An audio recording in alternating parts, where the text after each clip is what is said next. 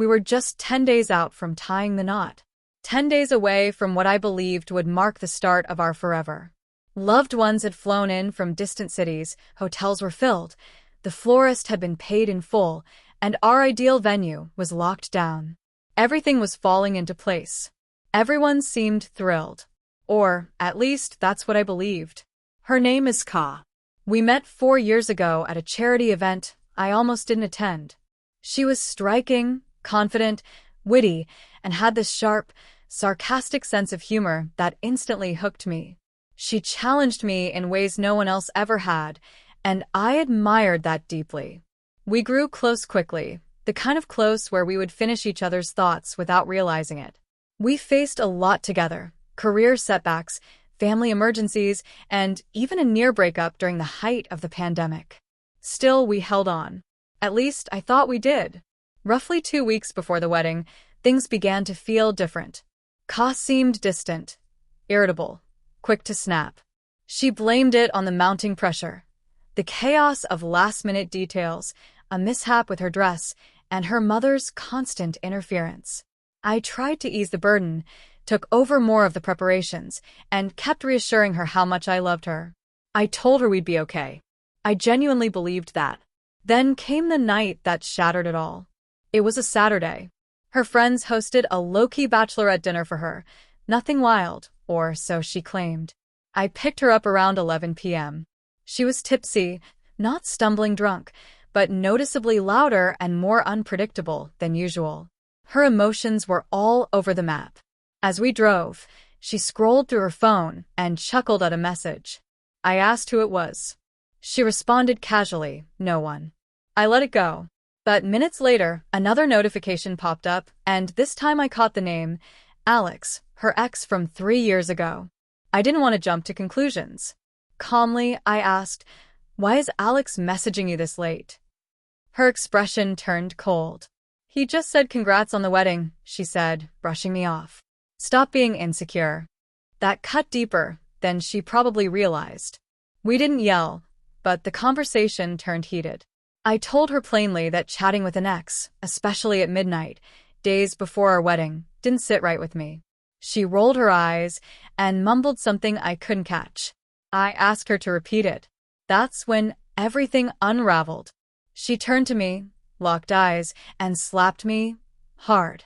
My head snapped sideways. Not just from the force, but from the sheer shock of it. It wasn't the sting that left me frozen. It was what the act represented. I pulled the car over and sat in stunned silence. She didn't apologize. Arms crossed, she muttered. "You're being dramatic." That was the moment everything inside me changed. I dropped her off at her apartment without saying another word. That night, I returned to my old place. I hadn't fully moved out yet, and slept alone. The next morning, I contacted my best man, my parents, and the wedding coordinator. I canceled it all.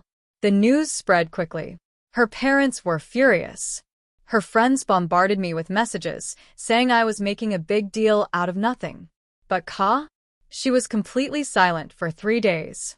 Then, I received her first text. "I'm sorry. I was drunk and overwhelmed. Can we please talk?" I didn't respond.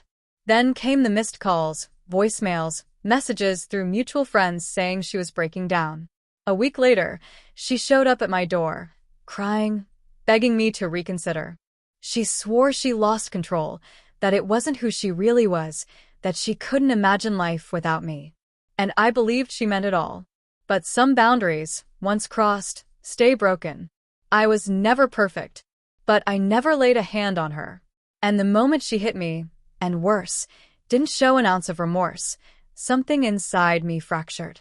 Something I knew I could never put back together. I walked away from the woman I had imagined spending forever with. Strangely, I wasn't furious anymore. Just resolved. I'd rather live with the heartache of leaving than the self-betrayal of staying with someone who thought it was okay to hurt me when things got difficult. She still reaches out. Still says sorry. Maybe one day I'll reply. Not to reopen anything. Just to say, I forgive you. But I won't forget. And I hope that sticks with her. I really do. Because looking back, it wasn't just about that one slap. It was the truth that hit harder.